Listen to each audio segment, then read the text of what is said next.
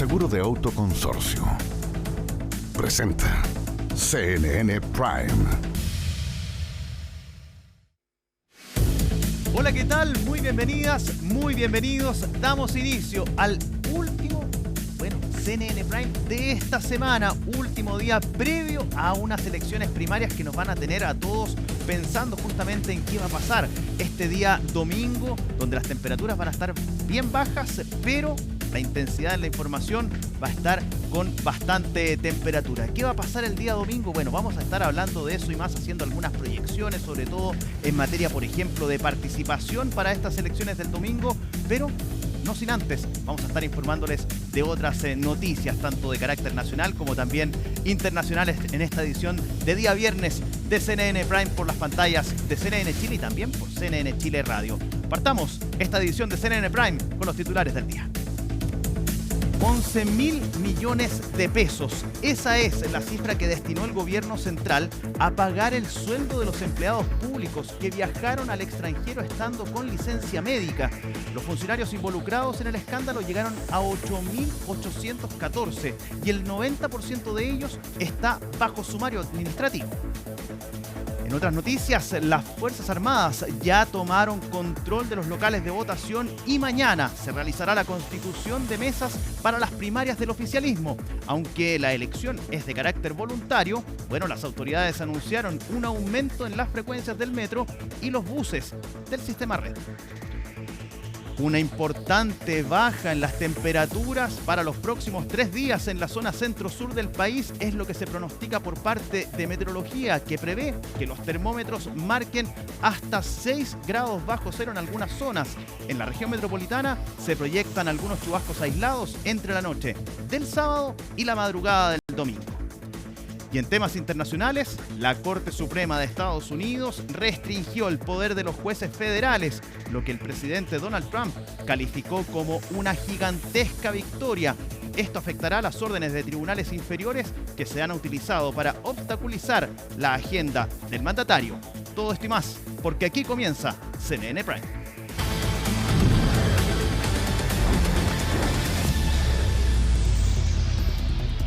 Y vamos a comenzar con las informaciones a propósito de uno de los temas que marcábamos en titulares. El gobierno decidió activar el código azul debido a las bajas temperaturas que se pronostican para este fin de semana. La medida se va a aplicar en la región metropolitana y en varias comunas de diferentes regiones del país. Para conocer más detalles, vamos a tomar contacto con nuestra compañera Antonia Esposto, quien tiene todos los antecedentes. ¿Cómo estás, Antonia? Muy buenas noches. Hola, ¿cómo estás, Felipe? Claro, una ola polar vamos a vivir este fin de semana en la región metropolitana, con temperaturas que incluso van a llegar a los menos 6 grados en las zonas más rurales y de entre menos 2 y menos 4 grados en el sector urbano de la región metropolitana. Una ola polar que además va a afectar a varias comunas de la zona centro-sur del país. Y frente a este escenario, la primera recomendación, lógicamente es abrigarse, ¿no? Pero también las autoridades han advertido evitar los trekking y los paseos a la cordillera. Desde Senapred advirtieron que las condiciones van a ser peligrosas. Se esperan fuertes y abundantes nevadas, hielo en las rutas y visibilidad reducida en la precordillera y en la cordillera. Es por eso también que desde el Ministerio de Obras Públicas también van a estar aplicando sal en los caminos con alto riesgo, de congelamiento, y van a tener además 5 equipos provinciales monitoreando entonces los estados de las rutas. Sin embargo, el llamado siempre es, lógicamente, si va a conducir, hágalo con precaución, ¿no? Revise los neumáticos, reduzca la velocidad y mantenga la distancia. El hielo siempre puede jugar una mala pasada y mucho más en la madrugada.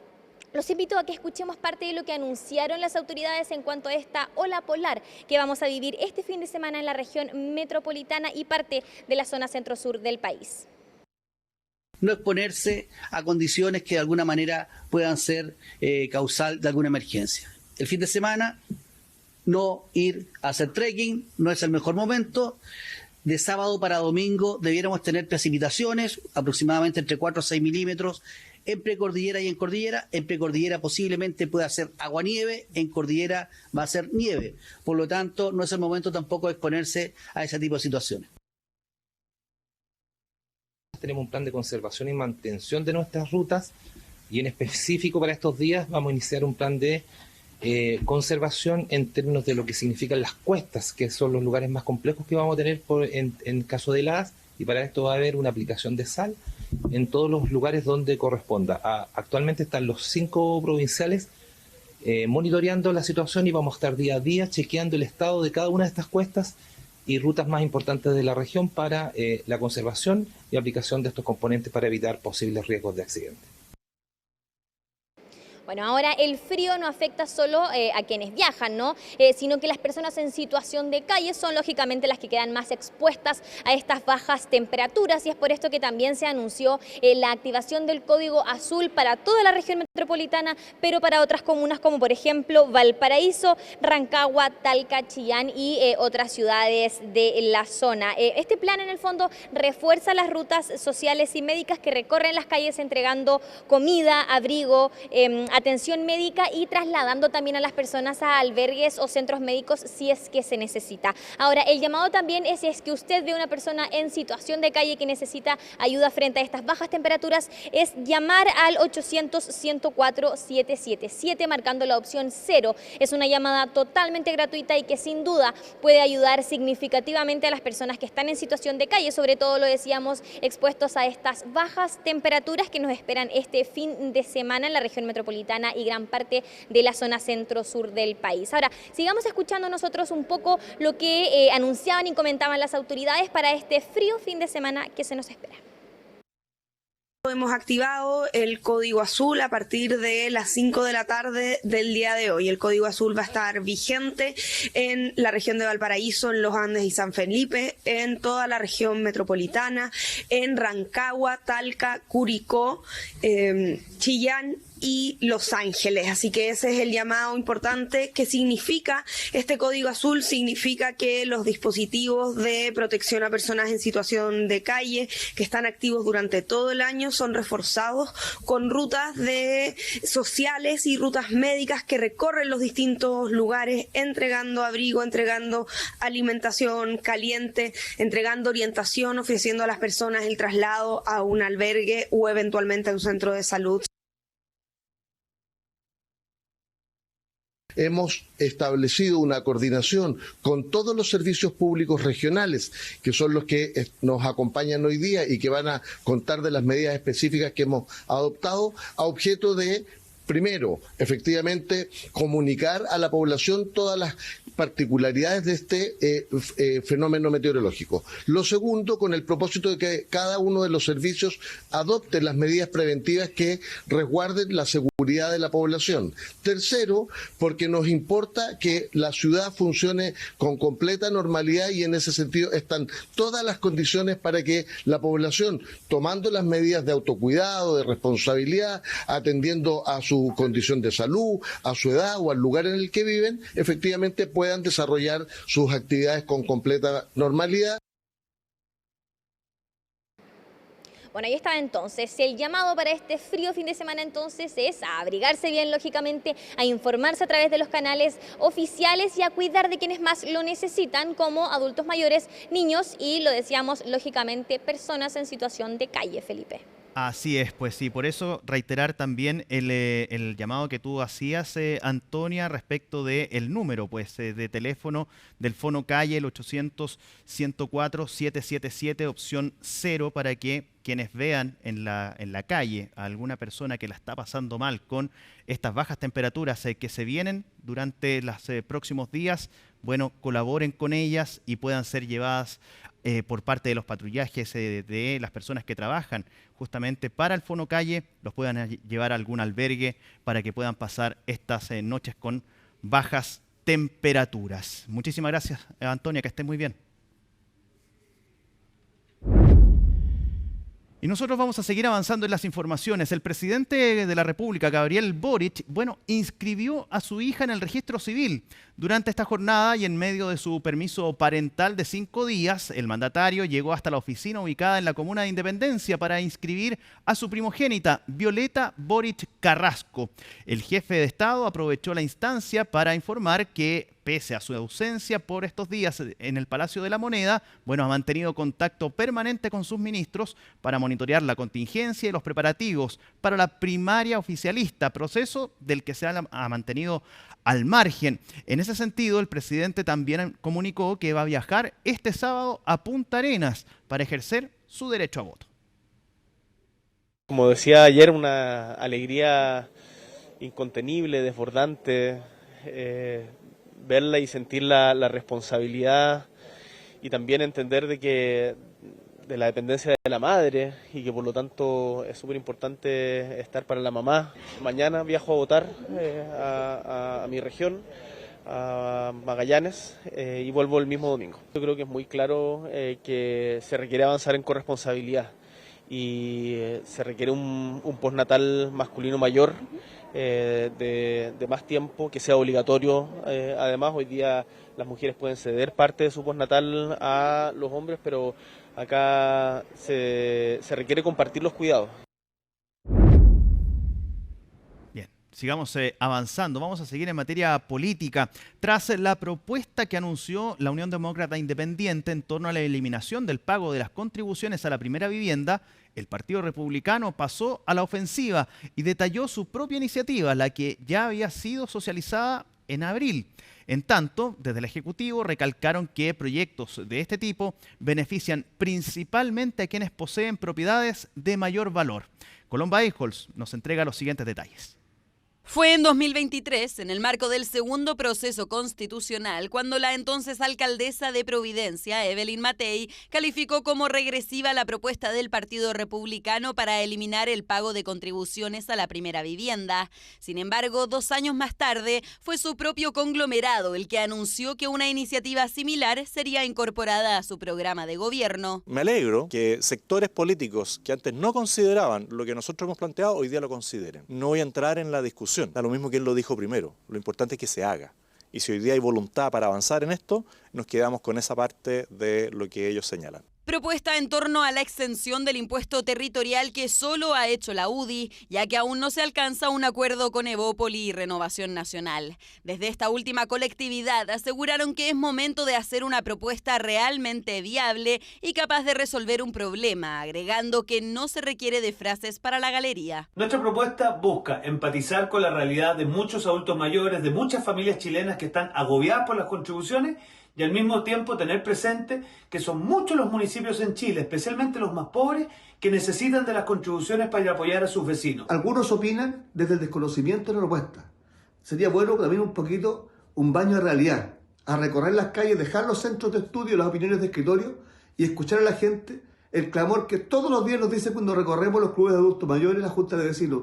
Por favor, bajen las contribuciones. Demanda de parte de la población que el gobierno propone solucionar de otra manera. Fue esta semana cuando el ministro de Hacienda anunció el ingreso de una norma que busca limitar el pago de contribuciones de los adultos mayores al 5% de sus ingresos, pero solo para quienes pertenecen al 60% de menores recursos. Esto además de la rebaja total o parcial que ya se aplica para casos específicos. El gobierno tuvo casi 3 años y medio para haber propuesto, haber recogido parte de las propuestas que nosotros teníamos en esta materia, y hoy día son más bien mensajes o palabras de buena crianza, pero sin ninguna intención real de que efectivamente aquí llegue para todos y de manera igualitaria. Igualdad en la rebaja de este impuesto territorial, que no es un objetivo para la moneda, ya que según advierten, la recaudación de contribuciones en comunas con viviendas de mayor valor permite mejorar significativamente la calidad de vida en los sectores más vulnerables. La distinción entre primera y segunda o tercera vivienda es una restricción muy fácil de eludir, porque tiene que ver con a nombre de quién está registrada una propiedad. Para todos los efectos prácticos es como eliminar o generar una exención de contribuciones para las viviendas habitacionales. Y quienes se beneficiarían serían las personas que tienen propiedades de mayor valor. Esta es una política social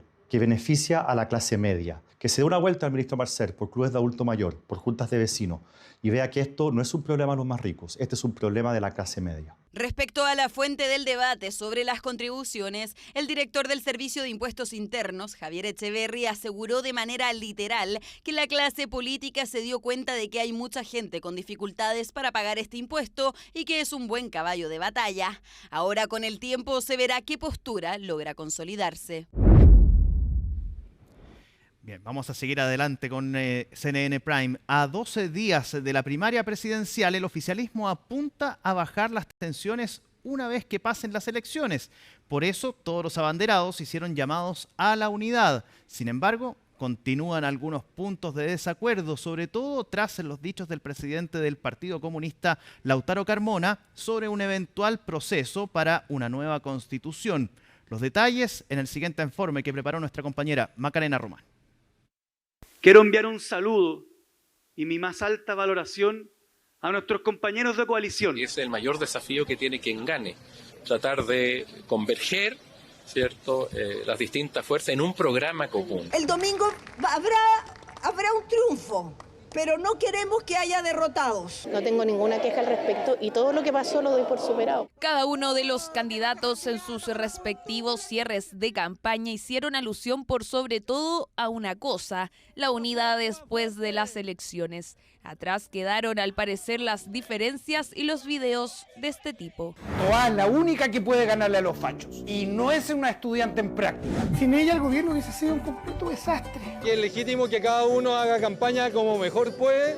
Si eso es lo mejor que pueden hacer, la ciudadanía sabrá juzgar, pero lo importante es que no perdamos de vista también que un minuto después de cerradas las urnas vamos a constituir un único equipo para que el ganador o ganadora de estas primarias se transforme en futuro presidente o presidenta de Chile. Van a pasar estas tensiones, estos roces, nos vamos a unir, vamos a construir un programa común, vamos a ponernos detrás de esa candidatura y no me cabe duda que eso va a significar también un muy buen resultado en las elecciones de noviembre. Claro, porque después de las 18 horas de este domingo el adversario dejará de estar en la coalición de gobierno. Expertos aseguran que pese a las tensiones, los enfrentamientos estuvieron dentro de los límites. No fue tan extraordinario como ha sido en otras ocasiones también, y por lo tanto en la derecha en la última primaria fue muy dura, pero no creo que haya sido tanto. Las acciones que causaron más controversia durante la campaña fueron, por ejemplo, los dichos de Carolina Toa asegurando que era contraria que el Partido Comunista gobierne el país. O también, ahora último, las palabras de Daniel Jadue hacia la exministra del Interior. Menos mal que no va a ser candidata a presidenta ni presidenta. Menos mal, tú lo has dicho. Garantiza que el presidente del Partido Comunista que el apoyo de todos los comunistas, incluso Jadue, va a estar si gana. Él es dirigente nacional del Partido Comunista, tiene más obligaciones que un militante. Le pregunto. Lo que no puede garantizar el presidente del PC es que Janet Jara, en caso de ganar la primaria y eventualmente la presidencial, vaya a impulsar un nuevo proceso constituyente. Eso pese a que confirmó en conversación con el programa Sin Filtros que espera que su abanderada sí lo promueva. Las declaraciones de Lautaro Carmona reflejan que el Partido Comunista no entiende nada de lo que quiere ese pueblo que ellos dicen defender. Es hora de preocuparnos de la gente, dejémonos de la politiquería que hoy día, por lo menos, no está conectada con la ciudadanía. Un gobierno que impulsara eso significaría la polarización del país y claramente eso impediría cualquier tipo de acuerdos en seguridad, en crecimiento, en economía y empleo, que es lo que la gente necesita. Será parte de los debates que tendrán que dar en el oficialismo luego de que estén los resultados de este domingo. También deberán discutir sobre las listas parlamentarias. Mientras algunos son partidarios de ir solo con una, otros, como Jaime Mulet, ya adelantaron que no respaldarán esa idea. Bien, y vamos a seguir justamente en este mismo tema, porque en el contexto de la primaria de este día domingo, bueno, las Fuerzas Armadas ya iniciaron el despliegue en los locales de votación y las autoridades entregaron una serie de recomendaciones para estos comicios. Francisca Cárdenas nos cuenta más sobre las medidas especiales para la jornada electoral. Un nuevo día de elecciones en nuestro país este domingo 29 de junio, jornada de primarias presidenciales oficialistas, donde se deberá marcar una de las 4 opciones que habrá en la papeleta, un voto de carácter voluntario y como es de costumbre, las mesas abrirán a las 8 de la mañana y funcionarán hasta las 18 horas, siempre y cuando no haya electores esperando para sufragar. Una vez en el local de votación, recordamos que los electores y electoras deben presentar su carnet de identidad o pasaporte, que pueden estar vencidos hasta en 12 meses. No sirven comprobantes ni fotografías de los documentos u otros. El llamado de las autoridades es a consultar en el sitio del CERVEL su local de votación, pues se podría modificar debido a la cantidad de establecimientos habilitados este año. También a revisar en consulta.cervel.cl si fue designado como vocal de mesa, lo cual es obligatorio. Los vocales de mesa, su rol es obligatorio. Si los vocales no cumplen con su labor, además de imposibilitar que electores y electoras puedan sufragar, se exponen a posibles sanciones que van de entre 2 a 8 UTM, es decir, de 137.000 a 549.000 pesos aproximadamente. Y las personas con discapacidad visual podrán optar a utilizar una plantilla confeccionada en una mica transparente o sistema braille. También habrá atención preferente para mayores de 70 años y personas cuidadoras que lleven su credencial. La posibilidad de personas ciegas de votar con la plantilla braille, para personas sordas o con discapacidad auditiva, la posibilidad de comunicarse por escrito o utilizar el visor que está en la página web del servicio electoral, que el presidente de mesa se los va a facilitar si necesitan interpretación simultánea. Y el transporte no será gratuito y el horario de apertura de metro se mantendrá a las 7:30 horas. En cuanto a las regiones, los servicios de trenes de F Central, Valparaíso y Sur mantendrán su operación normal, excepto F Valparaíso, que adelantará su horario de apertura a las 7 de la mañana. Hemos logrado, ¿verdad?, que los puntos de votación se asignen a cada persona de acuerdo al domicilio. Y así las distancias son más cortas para poder ir a votar y caminar, ir en bicicleta o en transporte público se vuelve más conveniente. Vamos a estar adelantando el horario de operación en el caso del metro de Valparaíso hasta las 7 de la mañana. El caso del sistema Red Movilidad en Santiago y del metro se va a aumentar la capacidad de la operación en un 15%. Los chilenos que estén en el exterior también podrán ejercer su voto, votación que iniciará en Nueva Zelanda a las 16 horas de Chile. Ojo con algunas circunscripciones en el exterior que tendrán un traslado de local de votación. Hay 149.609 personas habilitadas para votar en 65 países. Hay 119 mesas locales de votación. 79 son consulares y 40 locales externos y contamos con 220 mesas receptoras de sufragio. Las mesas deberán constituirse este sábado 28 de junio a las 15 horas. En cuanto al domingo, cada elector deberá marcar con lápiz azul solo una preferencia. Si se marca más de una opción, el voto será declarado nulo. Bien, pues y para seguir justamente los detalles de esta jornada electoral del día domingo de primarias, bueno, ya lo sabes, siempre aquí en las pantallas de CNN Chile con todos los datos, con todo el minuto a minuto de esta crucial elección para el oficialismo. Vamos a una pausa en esta edición de CNN Prime, la primera de esta edición, y a la vuelta seguimos con más información.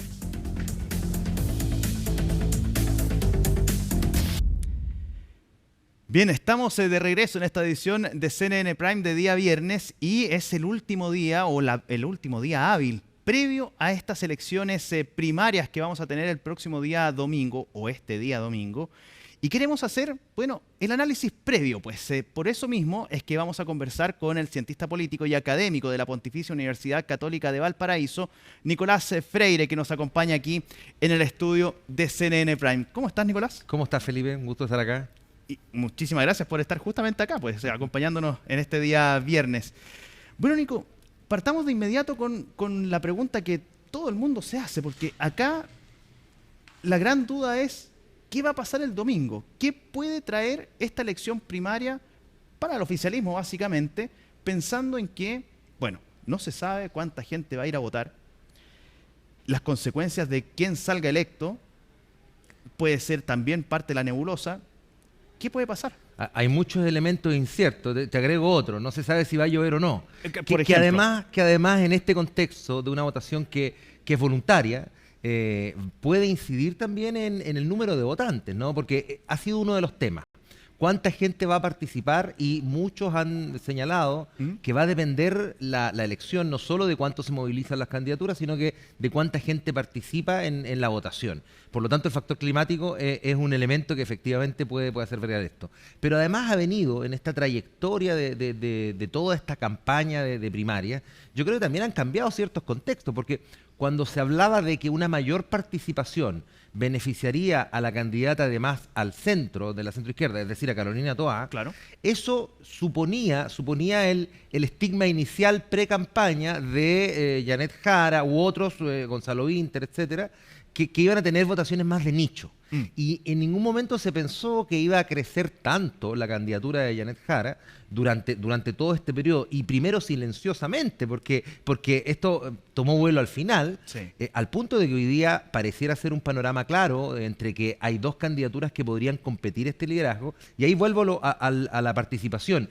Y yo no estoy tan seguro que una mayor participación beneficie exclusivamente a Carolina Toá. Podría también, en esta construcción de una candidata más transversal, como Janet Jara se ha tratado de hacer ver frente a los medios, que lo ha hecho bastante bien como estrategia de campaña, podría incluso permitirle conquistar electorado que no necesariamente es comunista, es del núcleo duro, ¿no? Entonces, también hoy día, a pocos días de la primaria, el hecho de la participación o de la mayor participación o no, tampoco es un elemento cierto que favorezca a una candidatura por sobre otra.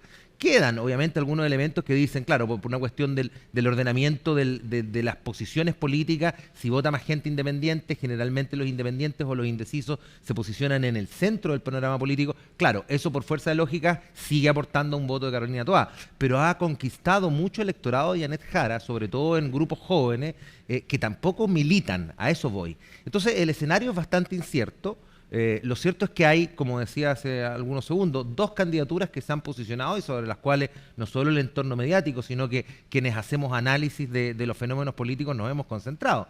Janet Jara por una parte, Carolina Toá por la otra. ¿Qué puede llegar a marcar, por ejemplo? A ver, un poquito basado en lo que tú mencionabas al comienzo, y que tiene que ver con, por ejemplo, la posibilidad de la nebulosa de lo que podría llegar a suceder con quizás las dos candidaturas más fuertes que están sonando dentro del oficialismo, como son la de Carolina Toá, la de Janet Jara. Pero hace un par de meses, Janet Jara, cuando estaba saliendo recientemente del Ministerio del Trabajo, estaba cuarta en las encuestas, pues. Y ahí me quiero meter, en el tema de las encuestas. ¿Qué tan real puede ser la imagen versus lo que pueda pasar el día domingo, considerando el resultado de las encuestas últimas? Creo que, mira, voy directo al grano. La sensación es real. Efectivamente es una candidatura que ha crecido. El número ya no tanto. ¿Por qué? Porque las encuestas están diseñadas sobre una muestra que busca ser representativa de todo el electorado. Entonces, cuando tienen un porcentaje, se está encuestando o hacen parte de esa encuesta personas que definitivamente no van a ir a votar en esta elección, o personas que frente a un dado escenario, es decir, frente a estas candidaturas, ¿por quién votaría? Ahora, el escenario es reducido, las personas que van a participar de esta elección también, en las encuestas, para ejemplificarlo, participan de las encuestas por probabilidad también personas que no podrán ir a votar en esta elección, porque militan en un partido que no es de aquellos que integran el oficialismo hoy día. Entonces, lo que yo te diría es que la sensación de las encuestas, sí, yo las recojo, no lo voto, digamos, a la basura. Hay una sensación, y ahí es donde se fundamenta el hecho de que Janet Jara, con una estrategia, tal como tú lo decías, en donde en un inicio el solo hecho de militar en el Partido Comunista por cultura política nacional, histórico, por lo demás, limitaba sus capacidades o sus potenciales capacidades de llegar, digamos, como abanderada de todo el oficialismo. Sin embargo, ella logró poner detrás su militancia, hacer figurar su persona, aprovechar algo que, mira, yo habría que buscarlo, está bueno para hacer un análisis, pero el mito de Janet Jara como Bachelet, yo lo escuché primero fuera de su contorno. Yo creo que lo hicieron propio, lo explotaron y la candidata lo hizo muy bien. Y además esto se dio en un contexto de relativo silencio político, porque porque no había ninguna reacción de las otras candidaturas, y de pronto, cuando ya las encuestas empezaron a marcar y nos acercamos al periodo de la franja electoral, que viene a marcar como el último periodo, ahí recién reaccionaron otros. Y cuando digo reaccionaron, no me refiero a las candidaturas. Esto yo también creo que es una característica de esta primaria. Ha habido, muchos la han llamado fuego amigo. Yo creo que el concepto no es necesariamente fuego amigo. Ha sido una disputa por proxies. Bueno, no se han enfrentado directamente, han sido terceros. El mejor ejemplo es el video del socialismo democrático. También. Cuando hacen esta parodia de Intensamente, de la película animada, y hacen, claro, escarnio de los errores que cometieron en campaña los otros contendores de Carolina Toá. Sí, yo creo que ahí tú puedes incluso hacer una cronología del enfrentamiento por proxies. Claro. Cuando se ve que crece la candidatura de Janet Jara, no necesariamente es Carolina Toá o su propio comando quien ataca, ¿no? En términos políticos, obviamente estamos conversando, electorales. Es su gente. Es su gente, es Landerreche, para poner nombre y apellido. Cuando eso ocurre, y obviamente estas dos candidaturas se están posicionando digamos, al tope de las preferencias, Gonzalo Vinter recurre a la mesa del poder, no él directamente, su equipo a través de un video. Cuando ocurre lo de la mesa del poder, luego tienes otras afirmaciones dentro de personas cercanas a la candidatura de Carolina Toá. Después vienen las apariciones de Jadwe, las vocerías de Lautaro Carmona, presidente del Partido Comunista, hasta el día de hoy. Por lo demás, el video que tú mencionabas. Entonces, toda esta disputa electoral se ha dado por terceros. No han sido directamente las candidaturas, porque además lo vimos, incluso en los debates, cuando ha habido algún intento de interpelación directa. En este momento, no sé, me recuerdo la pregunta de Carolina Toá sobre Cuba a Janet Jara. También fue un intento bastante tibio, no se insistió sobre el punto, digamos, se hizo el punto y ya. Me quiero quedar con eso mismo, porque ha sido el tema de los últimos días respecto de la candidatura de Janet Jara, esta posición respecto de los derechos humanos en Cuba. ¿Crees que le va a pasar la cuenta? Yo creo que le puede terminar pasando la cuenta, reitero, lo mismo que decía recién, no tanto las salidas, porque en estricto rigor y técnicamente las salidas de Janet Jara candidata han sido muy buenas. Si el problema que ella ha tenido es que posterior a sus salidas buenas, limpias, técnicamente impecables, viene un video burlesco de Jadwe que incendia, viene un comentario de Bárbara Figueroa que dice, no, bueno, no se violan los derechos humanos en Cuba, y evidentemente eso es un paso adelante da la candidata del Partido Comunista, 2 pasos atrás dan los miembros del Partido Comunista. Entonces yo creo que eso no lo vemos, además, porque el Partido Comunista es muy jerarquizado, pero evidentemente ciertas tensiones por uno y por otro lado deben generar. Es decir, yo creo que cuando Janet Jara sale diciendo, sí, en Cuba hay problemas que tienen que resolverse, que ojo, a mí me parece interesante, porque es una tremenda cuña de una militante comunista en años. Yo no sé si hemos tenido una cosa así. Yo creo que eso genera problemas internos. Le costó a Janet Jara muchas críticas internas con la aprobación de la reforma de pensiones, que justamente no era del gusto de quienes militan en el Partido Comunista. Por lo tanto, también viceversa, cuando se logra calmar las aguas en términos electorales, vuelvo al punto, pero sale el presidente del Partido Comunista a decir, no, a mí Venezuela, fueron 3 pasos atrás, no 2. Venezuela me parece que tiene un gobierno democráticamente elegido. Evidentemente, yo creo que crea un conflicto no solo dentro de la candidatura, sino que, y ahí vuelvo a lo que tú me preguntabas, son justamente esos hechos, no teniendo encuestas, no habiendo franja, no pudiendo asistir a debates, que dicho sea de paso, por lo demás, poco movieron porque estaban siendo muy tibios, son estos elementos los que en 48 horas efectivamente pueden mover el voto de un grupo de personas. Algunos pueden decir muy pocas. Bueno, pero es que yo creo que la sensación que dan en las encuestas es que esto se va a decidir por muy poco. Entonces, ahí es donde puede ser significativo. Y ahí en ese punto, a ver, y aquí quiero hacer quizás un paralelo a lo que fue el 2021 con la primaria Jadwe-Boric, donde votaron o participaron cerca de 1.700.000 personas aproximadamente. 1.600.000 y algo, sí. Claro. Y, bueno, un poquito más de 1 millón de votos para Gabriel Boric, actual presidente de la República, y 600.000 para Daniel Jadwe en ese momento. ¿Ese es el piso? No, esa yo creo que es una primaria anómala, distinta. Me explico. Anómala, ¿por qué? Porque a diferencia de esta, que lo que hemos estado diciendo es que prendió al final, que al inicio venía todo muy, muy lento, ¿no? Muy aburrido. Sí. En el cambio, en la primaria de Gabriel Boric, esto prendió, yo creo que el hito, más allá de que pudieron ser distintos, pero el hito es la diputada Pamela Giles ridiculizando la búsqueda de votos para poder inscribirse a esa primaria, y eso dio un empuje tremendo a la candidatura de Gabriel Boric en ese entonces, e hizo que la constatación por parte del comando de Daniel Jadwe respecto de tener el peligro de no ganar algo que pensaban asegurado, se instaló desde el inicio. Claro. Y por lo tanto vimos debates mucho más friccionados, vimos una campaña electoral, que no es lo que hemos visto ahora. Además, era un contexto en donde la sensación del voto obligatorio aún no se instalaba. Todo era voluntario, ya sea el voto en primarias como el voto en primera vuelta. Y por último, también era un contexto en donde no participaba socialismo democrático. Recordemos que estaba dolido de la exclusión del Partido Socialista primero en esa primaria, con una consulta ciudadana bastante desprolija y que convocó muy poco. Entonces, es muy distinto el panorama que se vivió en el 2001. Yo creo que es difícil comparar. Por lo tanto, yo creo que en esta primaria se ha conversado cerca de 1 millón de votos sería exitoso. Y ahí yo me quedo. Es decir, si logra alcanzar el 1,5 millones de votos esta primaria, de verdad sería exitosa. Una cifra menor no solo no sería exitosa en la primaria, sino que podría confirmar lo que vienen diciendo las encuestas. Nicolás, hagamos un poquito de política ficción, tal vez. Vamos a jugar a los resultados. En el caso, por ejemplo, que la primaria del día domingo gane Janet Jara, ¿en qué pie queda para ti el socialismo democrático y particularmente la situación del Partido Socialista? Te lo pregunto justamente por todas las últimas situaciones que han ocurrido y que han marcado al Partido Socialista y que están dejando, obviamente, muchos en el camino señalando que aquí se está agrediendo al Partido Socialista, a su historia, a sus militantes, etcétera, etcétera, a propósito de ciertas decisiones que se han ido tomando en el camino por parte del gobierno, el oficialismo, etcétera, las peleas internas. ¿Qué podría pasar, sobre todo con el Partido Socialista, si es que gana Janet Jara?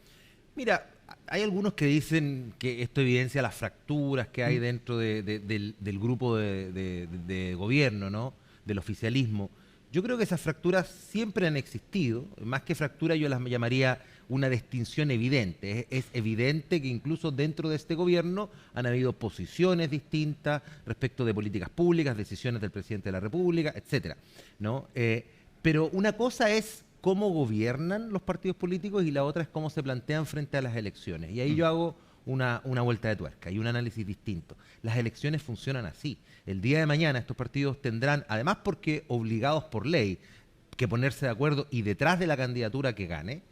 Y en segundo lugar, porque las campañas deben entenderse como tales. Yo creo que es un error extrapolar el ambiente de una campaña a la convivencia que puede haber dentro de una determinada coalición que busque una candidatura presidencial. Son dos cosas distintas. Y siempre hago un ejemplo que es llamativo, que es en una primaria del otro sector político. Hace un tiempo atrás hubo un candidato que a alguien de su mismo color político le dijo en directa, en un debate transmitido en directo, la frase "no si te declararon reo por lindo", que me parece una de las frases más fuertes que se ha dicho en un debate. No obstante, esa persona hoy día es presidente del Senado, electo con los votos de las personas que votaron por ambos o por cualquiera de las dos candidaturas. Es decir, estas son cosas que se usan, la estrategia de la polémica se usa en los debates, interpelar al adversario también se hace. Y por lo tanto, el trabajo que tienen los partidos es recomponer las relaciones. Obvio que queda un tiempo en donde estas rencillas se deben sanar. Cuando tú tienes un ring y haces una competencia con un sparring, evidentemente hay golpes que llegan. Estás entrenando, estás definiendo quién compite y después obviamente tienen que sanarse esas leves heridas y construir en conjunto. Ayer me tocó estar en el cierre de campaña de Carolina Toá. Y llegó, el presidente del Partido Demócrata Cristiano, Alberto Undurraga, y él, obviamente demostró el apoyo a la candidatura de Carolina Toá, sin ser parte del oficialismo. Pero en el caso, por ejemplo, que no ganara Carolina Toá, que lo hiciera Janet Jara, ¿crees tú que al no ser parte del oficialismo propiamente tal, la DC pueda sumar o pueda meter ahí entre gallo y medianoche un candidato presidencial ¿crees que podría afectar? Me refiero puntualmente a los votos del socialismo democrático que se puedan ir a esa candidatura posible en el caso de que sea y dejar de lado lo que podría ser una candidatura del oficialismo que salga resuelta en la primaria, ¿no? Sí, permíteme distinguir dos cosas. Tú me preguntas si si la DC pueda. Yo creo que lo primero es que quiera y que de quererlo va a querer. De que pueda, yo creo que depende de un factor que no depende de la democracia cristiana y que no depende ni siquiera del oficialismo. Y tiene que ver con si en la oposición sigue ocurriendo lo que también hemos visto que ha venido ocurriendo y que es cómo ha venido creciendo José Antonio Kast. ¿Por qué voy a esto? Porque si tú tienes en esta fantasía política, en la eventualidad de que Janet Jara sea la candidata del oficialismo, además en la oposición un mayor incremento de poder electoral de otro extremo, que viene representado por José Antonio Kast, evidentemente en el centro se abren espacios. Muchos hablan de que ahí, por ejemplo, Evelyn Matei podría venir a disputar el centro político, y es cierto, pero también otros partidos como la Democracia Cristiana u otros outsiders, como hoy día Mike Nichols, que la misma Democracia Cristiana lo mencionó, Marco Enrique Dominami, que viene juntando firmas también, podrían meterse en ese escenario. Es decir, si se abre el centro, sí podría o tendría más posibilidades la Democracia Cristiana de efectivamente meter la cuña que dices tú, pero también otros. Entonces tampoco es algo que pueda depender de una decisión, digamos, propia de la Democracia Cristiana. Y que vaya a generar algún tipo de impacto. Y que vaya también, sí, porque por lo demás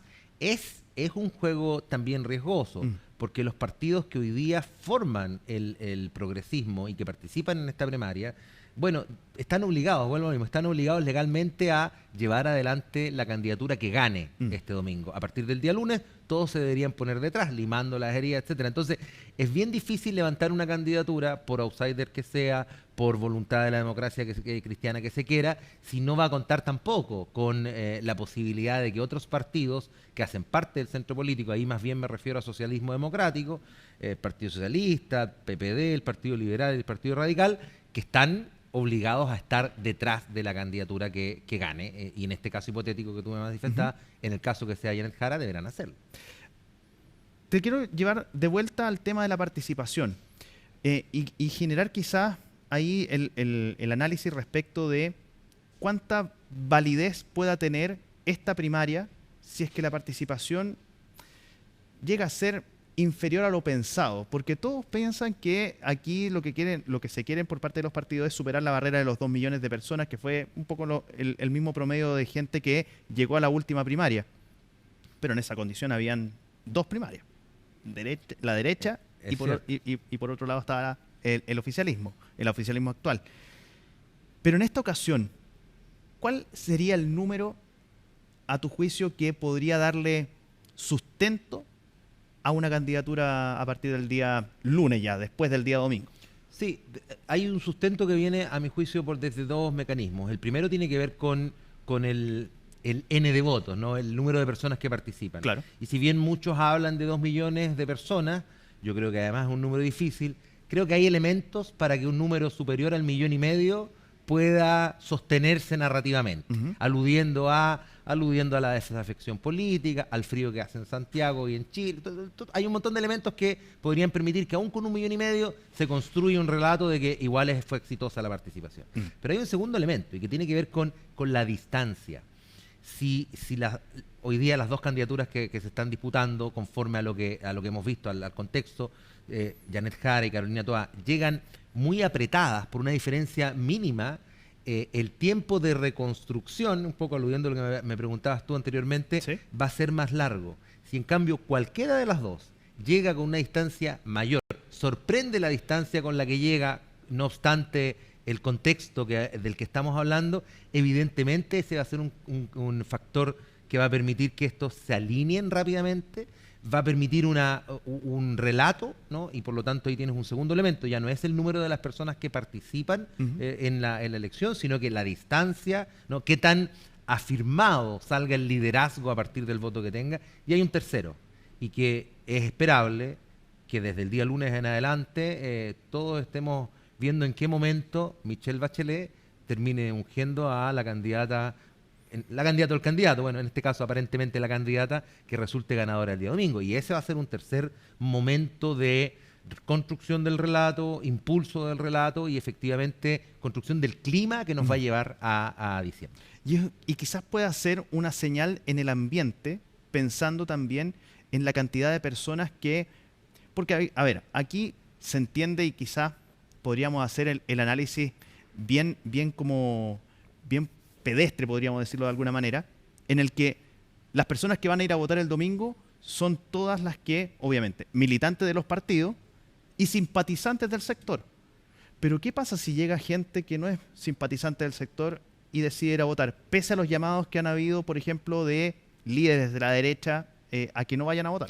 Es que ahí es donde yo juego el punto que te decía de la distancia, de que van a ir personas a votar que no piensan como ninguna de las candidaturas de este bloque, por así decirlo, va a ocurrir en una menor medida, pero va a ocurrir. Por lo tanto, si la distancia que existe entre quien gana y quien no, piensa tú en la misma idea de la fantapolítica, ¿sí? Gana Carolina Toá con un porcentaje mínimo respecto de Janet Jara. Evidentemente la acusación recíproca va a ser, bueno, es que por ti terminó votando gente que no necesariamente piensa de manera progresista. Hiciste cruzar personas de la oposición a votar por el mencionado anticomunismo, ¿no? Claro. Pero si la distancia es mayor, ese argumento no tiene asidero. Por lo tanto, la posibilidad de reconstruir desde allí una alianza que permanezca en lo electoral con la misma fuerza es mayor. Por lo tanto, yo creo que lo que tú mencionas va a ocurrir a todo efecto, quizás no en la medida que ocurrió, y ahí hay otra diferencia más, con la primaria del 2021 de Apruebo Dignidad. Evidentemente está además estudiado y comprobado que se cruzó mucho el charco desde la derecha a hoy día el progresismo para votar no a favor de Gabriel Boric, sino que en contra de Daniel Jadwe. Claro. Puede que hoy día pase lo mismo. La diferencia ¿cuál es? Que tal como tú lo mencionabas, la derecha se ha concentrado en decir, oye, esta votación no es obligatoria, no participen, porque... Y no es nuestra. Y no es nuestra. Pero además, y lo ha hecho evidente, claro. Porque además la derecha confía en que la elección de Janet Jara los beneficia. Y ahí es donde yo ponía el matiz que te decía hace algunos minutos. Está bien, yo creo que efectivamente podría beneficiar esta hipótesis de Matei-Kast en una segunda vuelta. Pero yo hago el matiz de que a reserva de que no crezca tanto José Antonio Kast. Porque si crece mucho José Antonio Kast, Matei podría verse, digamos, afectada, podría perder terreno, como lo ha venido perdiendo en su propio sector, incluso con un outsider, incluso con un candidato levantado por la democracia cristiana, que es la hipótesis que tú señalabas recién. Claro. ¿Crucemos el charco? Crucemos el charco. Pensando en el día lunes ya, ¿qué viene ahora? ¿O qué va a venir después? Te lo pregunto desde la situación de también pensando en la derecha y de cara a lo que viene en noviembre, porque no cualquier resultado va a dejar tranquilo a la derecha, dependiendo de lo que resulte el día domingo. ¿Cuál crees tú que va a ser el panorama, pensando en cualquiera de las dos candidaturas que pueda ganar el domingo, lo que vaya a pasar el día lunes con las candidaturas de la derecha? Sí. Mira, sin perjuicio de que la derecha tiene que resolver los problemas que tienen las derechas, porque hoy día tenemos varios elementos ahí. Son varias cuerdas. Varias cuerdas, ¿no? Para poder definir su propio... Ellos ya definieron que van con 2 listas, por ejemplo. Claro. Entonces, sin perjuicio de aquello, yo creo que el panorama que más va a alimentar la narrativa de derecha, o más podría alimentar la narrativa de la derecha, es la eventual victoria de Janet Jara. De no ocurrir, la derecha yo creo que va a tener que, y las distintas candidaturas, entrar en un análisis bien prospectivo de la estrategia de cara a diciembre. ¿Por qué? Porque, por ejemplo, para Evelyn Matei, que lo decíamos, no es indiferente, porque que gane Carolina Toá o que gane Janet Jara le permite abordar un electorado, no el propio, pero con cierta llegada. El día lunes va a empezar a tener que definir de una manera más cierta su estrategia que por lo demás se ha visto bien desordenada y perdida. Que ha ido mutando de una manera... Y ha ido mutando porque a Evelyn Matei le ha venido pasando, yo le digo una agonía más lenta, porque le ha venido pasando lo que a Carolina Toá le pasó en 2 semanas. Ella ya lleva un par de meses en esto y el problema que tiene es que tiene varios meses por delante. Sí. Por lo tanto, la pregunta a la que debe hoy día, creo yo, responder el comando de Evelyn Matei es, bueno, ¿cómo evitamos ese desangramiento frente a las encuestas? Y segundo, ¿cómo ordenamos nuestra estrategia? Es decir, ¿a quién políticamente, electoralmente le vamos a pegar? ¿Vamos a disparar a la derecha, como ha disparado Evelyn Matei? ¿O vamos a disparar al centro? ¿O hacemos de este desorden una estrategia, digamos, consolidada? Disparamos los dos lados para construirnos como una candidatura más de centro. ¿Crees que si esto sigue así, el panorama, me refiero puntualmente en la derecha, ¿crees que Evelyn Matei pueda bajar su candidatura o no? Yo creo que cualquier candidato en la derecha, a diferencia de lo que ocurre hoy día en el oficialismo, tiene más probabilidades y posibilidades de bajar la candidatura por una cuestión muy simple. No está obligada legalmente, a diferencia de lo que ocurra con el día domingo con el oficialismo, a apoyar o no a esa candidatura. Segundo, se han bajado candidaturas en la derecha, por lo demás. O sea, hay un historial respecto de esto. Y tercero, claro, yo no lo descarto. El mejor ejemplo es la misma Evelyn Matei, que reemplazó a Longueira. Bueno, entre medio estaba a Andrea Alamán y se metió. Y se puede mencionar el caso Goldborn, que también hace parte de aquellos que las encuestas han terminado, entre otras cosas, por cierto, las encuestas han terminado bajando. Sí, yo creo que es una posibilidad real, o más que real, presente, está sobre la mesa. Yo creo que es absurdo, o sería absurdo que cualquier candidatura en la derecha lo descartara, tal como cuando se le pregunta a Johannes Kaiser si la va a bajar o no. Se le pregunta porque existe la posibilidad. Y el punto central es ¿cuándo? ¿Por qué? Porque el bajar la candidatura no es gratis. Bajar la candidatura supone acuerdos que por lo general tienen una versión parlamentaria, es decir, para bajar una determinada candidatura, que es lo que yo creo que está esperando Johannes Kaiser, ¿cuál va a ser el mejor momento para negociar la mejor manera en la que voy a ir en un acuerdo parlamentario? Que dicho sea de paso, él ya lo tiene conversado con José Antonio Kast.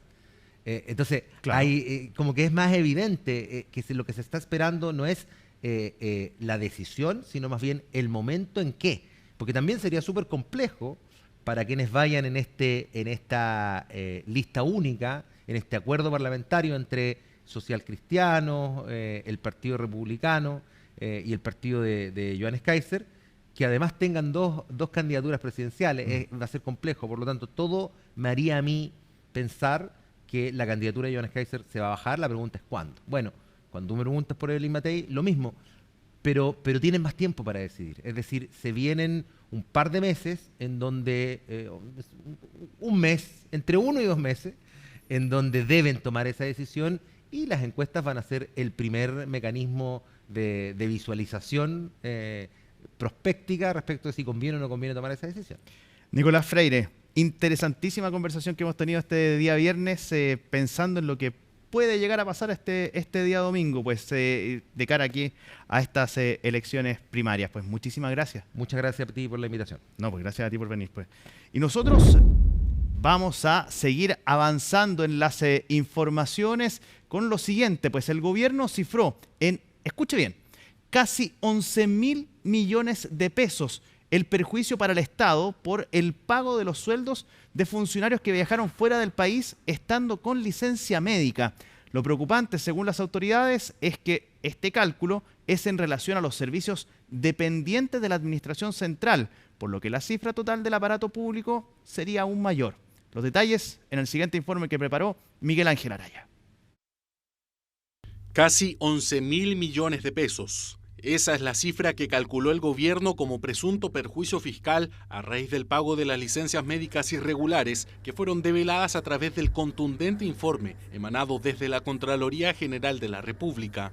Y es que este viernes se realizó un segundo balance sobre el mal uso de estos documentos en el sector público, principalmente las instituciones que dependen del gobierno central, que representan un 30,5% del total de 25.078 funcionarios públicos que fueron sorprendidos por el ente contralor saliendo del país estando en periodo de reposo. Sin embargo, el monto podría ser mucho mayor. Se señala que los funcionarios a los que se impartirá el sumario recibieron un total de 11.000 millones de pesos en remuneraciones durante los periodos de licencia. Ahora, esto es una cota inferior porque se refiere solo a aquellos funcionarios que, a las remuneraciones de aquellos funcionarios que haciendo uso de licencia viajaron al exterior. El tema del abuso de las licencias o los excesos de licencias van mucho más allá de este tipo de situaciones. Ya a poco más de un mes que Contraloría diera un duro golpe al sistema público con el informe sobre las licencias médicas, se ha detectado que 1.468 funcionarios han abandonado los servicios en los que se desempeñaban, mientras que la cifra de los trabajadores dependientes de la Administración Central con sumarios iniciados o por iniciar llegó este mes a las 7.926 personas. Además, el ministro Marcel también indicó que se ha notado una baja importante en el uso de licencias para el conjunto del sistema público durante el último mes, con una reducción de un 15% en la presentación de reposos médicos. Los sumarios ya llevan 30 días y sabemos que son más de 10.000 millones de pesos los que ya se sabe hasta ahora que se han ido pagando en remuneraciones impropias a la gente que defraudó al Estado. ¿Qué es lo que viene? La sanción final, pues, ¿van a ser destituidos? ¿Van a devolver la plata? Porque esas son las preguntas que se hace la gente y que nosotros, los legisladores, también exigimos. Es impresentable que más de 8.000 funcionarios de la Administración Central tomaran licencias médicas para irse de viaje. El Estado les pagó 11.000 millones de pesos mientras estaban de vacaciones. Esperamos que sean expulsados de la Administración Pública y que se investigue a los médicos que emitieron estas licencias. Basta de impunidad. Es importante destacar que el hecho de que un funcionario renuncie no es motivo para que no se realice el sumario correspondiente, ya que hay sanciones económicas, como por ejemplo la devolución de los fondos que fueron usados para el pago del tiempo con licencia, y además considerar que existen investigaciones penales en curso que podrían decantar en la formalización de cargos como el delito de fraude al fisco. Desde el gobierno también han trabajado en reforzar las medidas preventivas para evitar casos de fraude en el uso de licencias. El 26 de junio se enviaron los lineamientos para el abordaje integral del ausentismo en todos los servicios públicos, que trae esta guía, primero, elementos o herramientas para el diagnóstico, qué tipo de indicadores ocupar, qué tipos de licencias ir midiendo, sensibilización y capacitación, prevención del ausentismo, la gestión de licencias, cómo ir acompañando el proceso de licencia, como a través, por ejemplo, de llamados telefónicos para asesorar y verificar el reposo, visitas domiciliarias.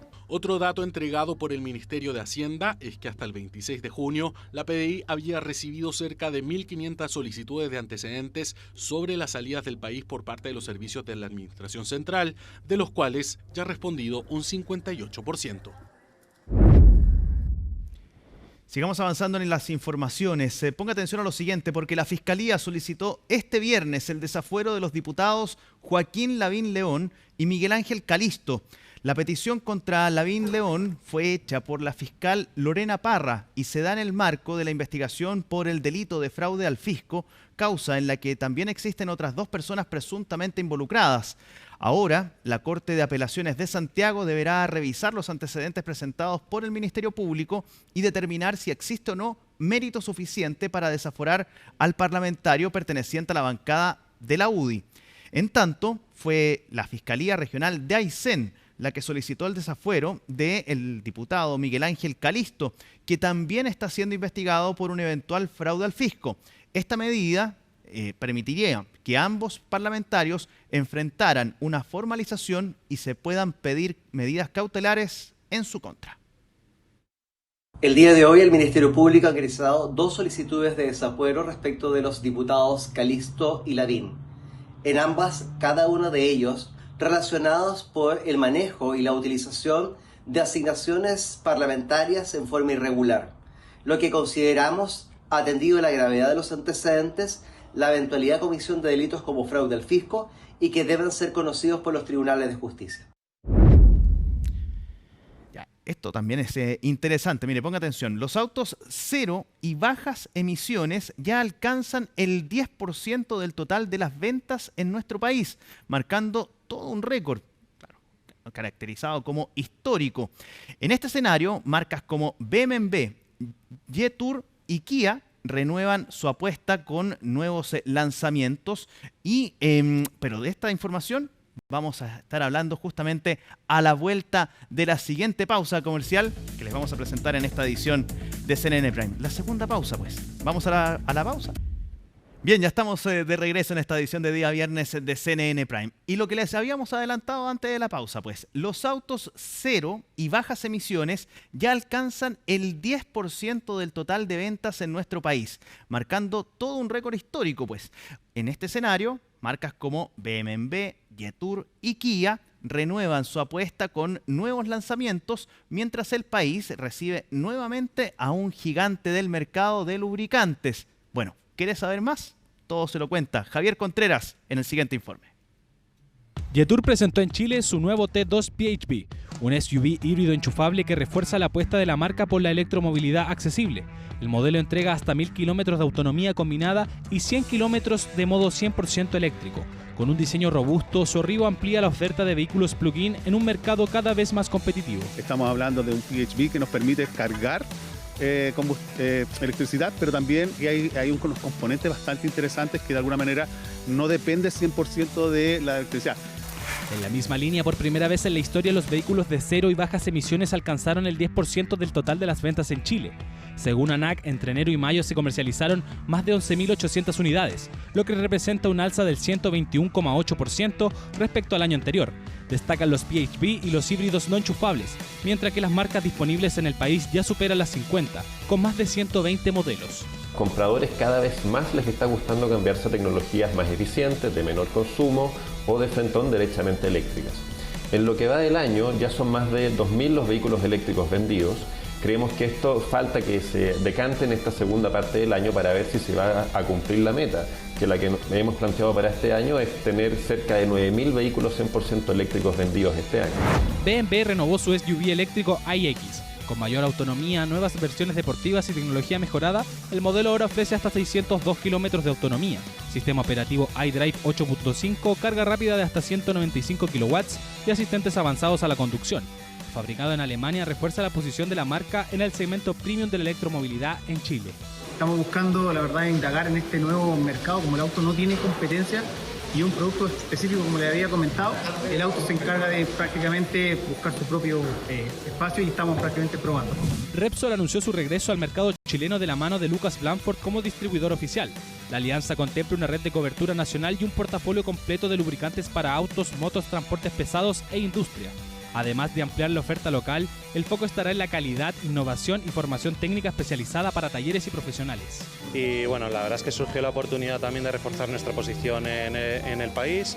Estamos presentes en más de 90 países en el mundo, con una presencia importante en Latinoamérica, y la verdad es que queríamos reforzar aquí en un país pues, con tanto desarrollo, con tanta minería, y nosotros la verdad que tenemos soluciones de lubricantes pues para todos los segmentos, desde moto, auto, vehículo ligero, pesado y la industria. Entonces era importante para nosotros volver. Kia lanzó la renovación del Sportage, con nuevo diseño exterior y un interior minimalista, junto con más tecnología y variantes para distintos perfiles de usuario. Destaca su versión X-Line con enfoque off-road, pantalla panorámica de 25 pulgadas, conectividad avanzada y 7 opciones de motorización. Con precios desde los 24.990.000 pesos. Busca reafirmar su posición como uno de los SUV más vendidos del país.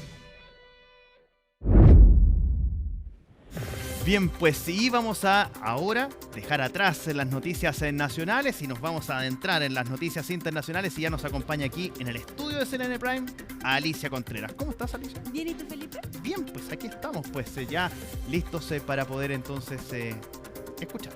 Vamos a partir en Estados Unidos, porque Donald Trump recibió un triunfo bien importante por la Corte Suprema. Donald Trump ha realizado varias órdenes ejecutivas para implementar sus medidas y con eso no pasar por el Congreso. Por ejemplo, una orden ejecutiva fue terminar con el derecho a la ciudadanía por nacimiento, es decir, que los niños que nazcan en Estados Unidos son estadounidenses. Él bloqueó esto con una orden ejecutiva para evitar que los hijos de migrantes ilegales fueran estadounidenses. Pero estas órdenes de justicia, órdenes ejecutivas más bien, jueces podían impugnarlas y bloquearlas. Es decir, un juez, por ejemplo, de Seattle, recibió una demanda frente a esta orden ejecutiva y él podía bloquearla y bloquear en todo el país esta orden ejecutiva. Y esa era la forma en que los jueces estaban bloqueando las políticas que implementaba Donald Trump.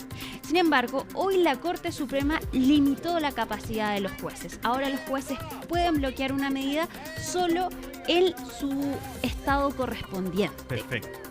Esto a raíz de que por este decreto para eliminar el derecho de nacimiento por ciudadanía, distintos jueces bloquearon esta medida. Entonces Donald Trump acudió a la Corte Suprema y hizo un recurso de emergencia diciendo si era legal que jueces federales presentaron una orden a nivel nacional. La Corte Suprema dijo que no y por ende este decreto que ordena el fin del derecho de nacimiento de ciudadanía por nacimiento se puede aplicar en los estados en los que no se haya impugnado todavía. Ajá. O sea, esto básicamente lo que hace es que limita el poder de los jueces entonces para contener las políticas de Donald Trump.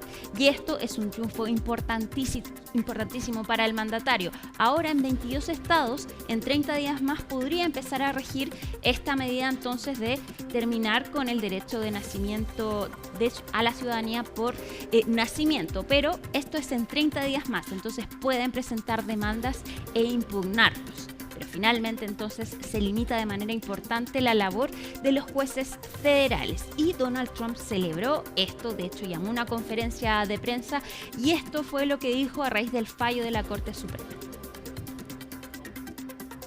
This decision, and thanks to this decision, we can now promptly file to proceed with numerous policies that have been wrongly enjoined on a nationwide basis. And some of the cases we're talking about would be ending birthright citizenship, which now comes to the fore. That was meant for the babies of slaves. It wasn't meant for people trying to scam the system and come into the country. Y esto aumenta los temores de quienes dicen que ya Estados Unidos se está convirtiendo en una autocracia, porque básicamente Donald Trump, el presidente de los Estados Unidos, tiene mayor libertad para implementar sus políticas y no tiene un contrapeso. O sea, es decir, el Poder Judicial finalmente ayuda al Poder ejecutivo, en este caso me refiero, al Poder Legislativo, ayuda entonces al Poder Ejecutivo. Esto todavía se está estudiando para ver los efectos que va a tener entonces este fallo de la Corte Suprema, pero es un triunfo importante de Donald Trump en esta semana que ha logrado varios éxitos. Por una parte, logró el alto al fuego entre Irán e Israel, también logró que los países de la OTAN aumentaran su gasto en defensa y ahora entonces tiene esta victoria por parte de la Corte Suprema.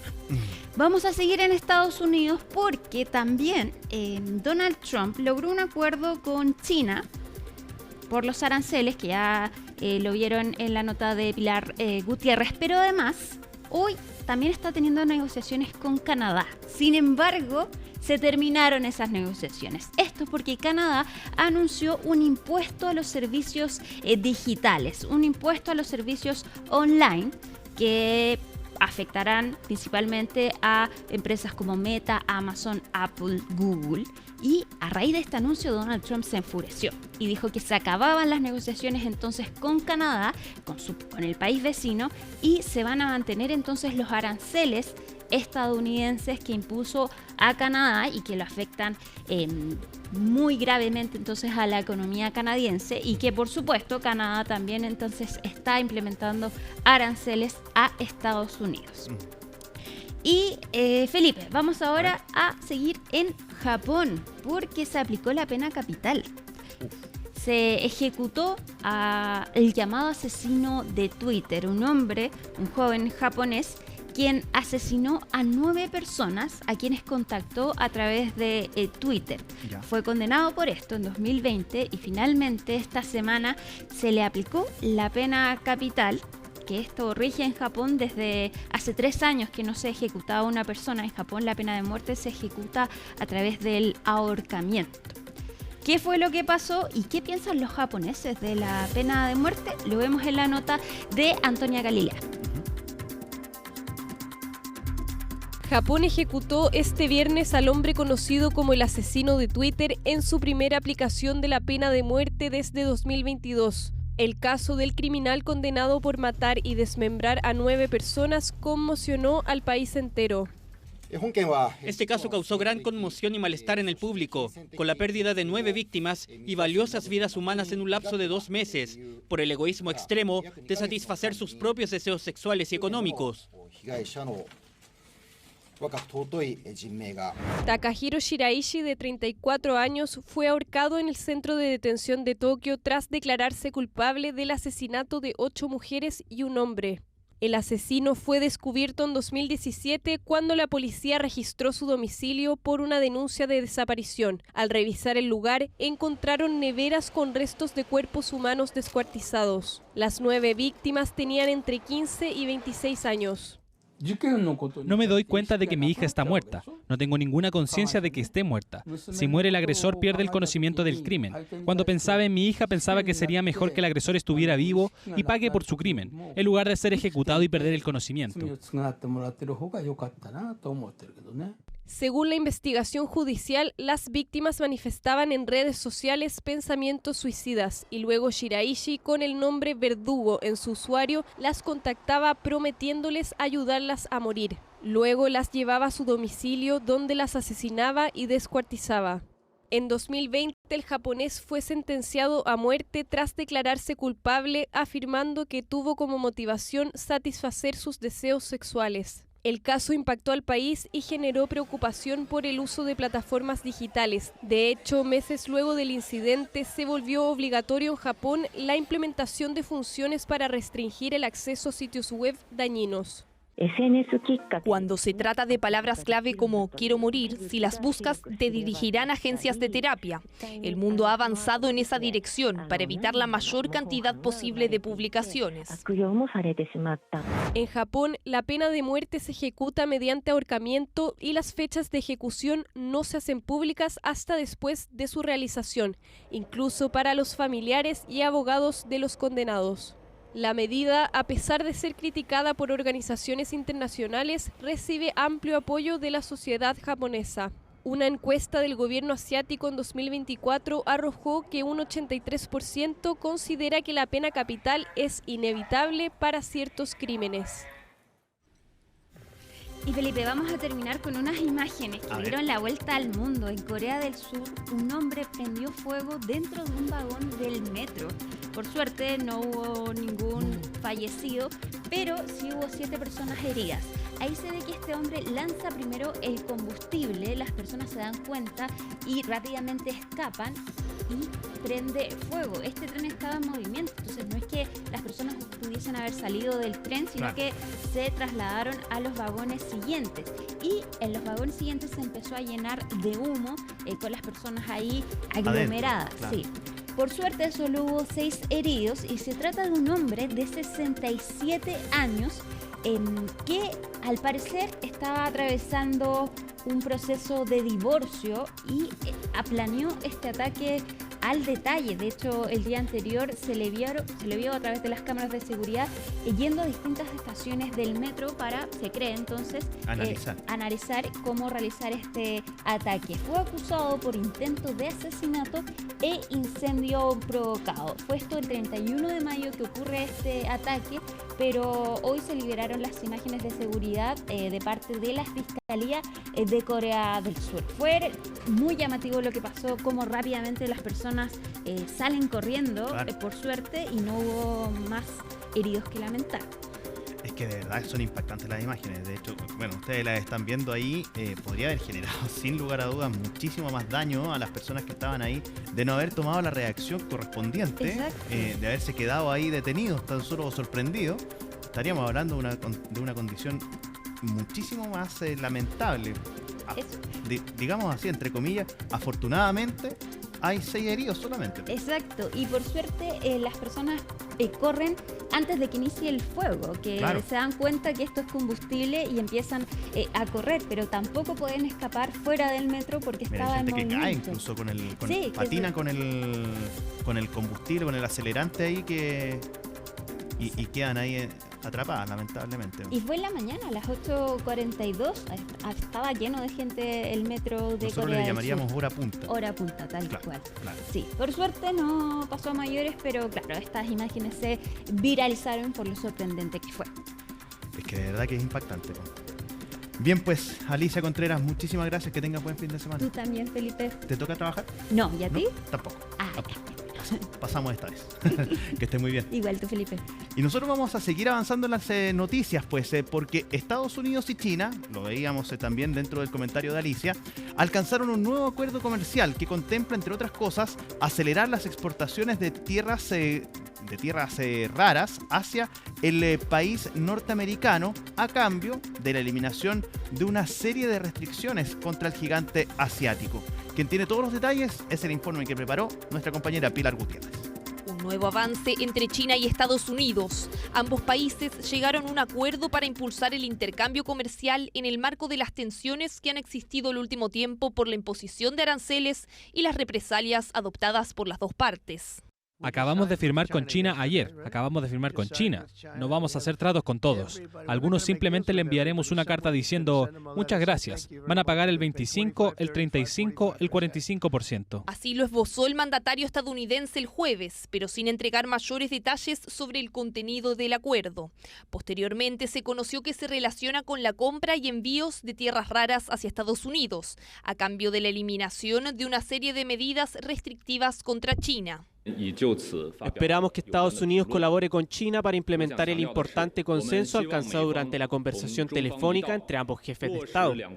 Debemos aprovechar el mecanismo de consulta económica y comercial entre China y Estados Unidos, fortalecer el entendimiento mutuo mediante la comunicación y el diálogo, reducir los malentendidos, fortalecer la cooperación y promover el desarrollo estable, sano y sostenible de las relaciones entre China y Estados Unidos. El tema central del acuerdo son las tierras raras, un material clave para la descarbonización y que es de especial interés para Estados Unidos, ya que es utilizado para productos que van desde la electrónica hasta aviones de combate. China lidera a nivel mundial en la extracción de estos minerales. Las tierras raras son 17 elementos metálicos que son fundamentales para la transición energética. ¿Y por qué son esenciales para la transición energética? Porque están presentes en las tecnologías cotidianas, están presentes en los motores de los autos eléctricos, en los generadores eólicos, en los computadores, los celulares. China, que tiene una capacidad de producción de 80% del total mundial y del 90% del procesamiento mundial, lo convierten en un elemento clave y que ha utilizado en este conflicto geopolítico con Estados Unidos. Y ha sido su arma de negociación una de las más importantes. Según la explicación del Ministerio de Comercio de China, este país aprobará las solicitudes de este tipo de exportaciones, ya que están sujetas a control. Cada embarque necesita ser aprobado y lo van a seguir manteniendo. Y en segundo lugar, tienen un sistema de control en el que hay que documentar y certificar cuál es el uso y el destino final del embarque. Y lo que China ha dicho es que el sistema se va a mantener, pero parece que le ha dado ahora garantías a Estados Unidos que va a facilitar la aprobación de estas licencias para la exportación destinadas al mercado americano. El acuerdo se alcanza luego de semanas de negociaciones entre ambos países por las tensiones comerciales. Por parte de Estados Unidos no se han especificado las medidas que se tomarán para restar las represalias impuestas al país asiático. De todas formas, la señal fue valorada por el gobierno de nuestro país, aunque hicieron reparos. Yo diría que todas las señales de distensión son positivas. Hay que reconocer, sin embargo, que es tanta la incertidumbre que se ha creado en la economía mundial que probablemente no, digamos, la existencia de este acuerdo no es suficiente para retrotraer la situación a los periodos previos al 2 de abril. Un acuerdo que entonces podría ser clave para aliviar las tensiones entre ambas potencias. Sobre la relación comercial con el resto del mundo, Trump adelantó que durante la próxima semana y media van a informar a los demás países cuánto será lo que deben pagar, ya que vence el plazo de la pausa en el alza de aranceles establecida por la Casa Blanca.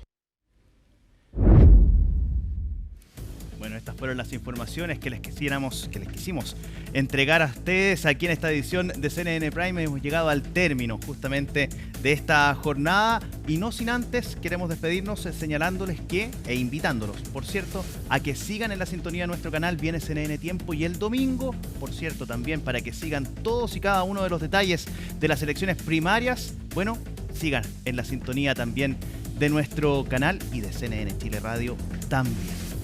Viernes 27 de junio. Así estuvo nuestro país y el mundo. Somos CNN Chile. Que tengan muy buenas noches y un gran fin de semana.